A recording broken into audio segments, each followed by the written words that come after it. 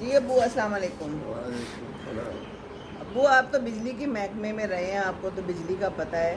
बिजली बहुत ज़ाया करते हैं। मैं सुबह गई हूँ ना वॉक पे, वो इतनी लाइटें ऑन होती हैं, ये गेट की सारी ऑन होती हैं लोगों के घरों में, ये पोर्च में जो ऊपर लगी होती हैं ये सारी ऑन होती हैं फुल, और लोगों ने खूब खूब लाइटें लगाई हुई हैं। फिर कहते हैं लोड शेडिंग होती है। तो ये आप ज़रा कोई पैगाम तो दें, लोगों को कोई अक्ल सिखाएं। इनको चाहिए कि बिजली में इकानमी करे ताकि हमारे बिजली बंद न हो। हाँ ना, तो फिर हमारी अपन सुबह भी बनती, रात भी बनती।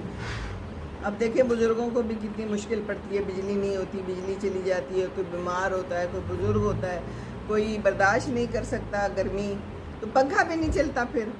तो चलें, हम लोगों ने तो जिन्होंने यूपीएस वगैरह लगा लिए, जो बड़े बड़े कोई और लोग हैं उन्होंने जनरेटर्स लगा लिए और कुछ लगा लिए, लेकिन अब वो आम लोग तो जो बेचारे हैं वो तो नहीं ना